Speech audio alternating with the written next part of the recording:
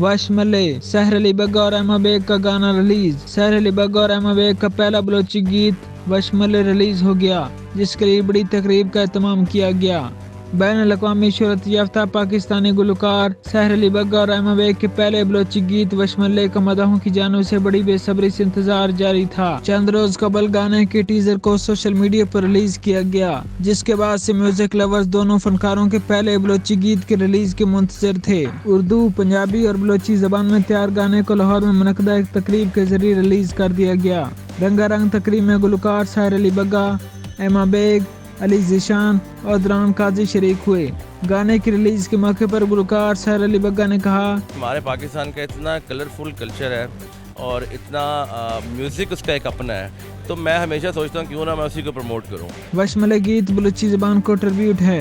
कई सालों से पंजाबी ज़बान के मशहूर गीत म्यूजिक लवर्स के लिए रिलीज किए। अब की बार सारी तवज्जो बलूची सकाफत और ज़बान की प्रमोशन पर रही।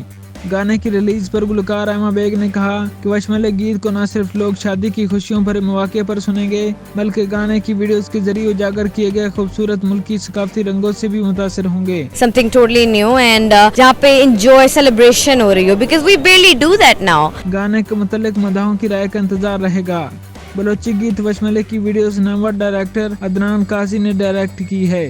गाने की रिलीज पर अदनान काजी का कहना था कि गाने वीडियोस में मुख्तलिफ सकाफती रंग इत्तेहाद का पैगाम दे रहे हैं। गाने की वीडियोस डायरेक्ट करने पर फख्र है।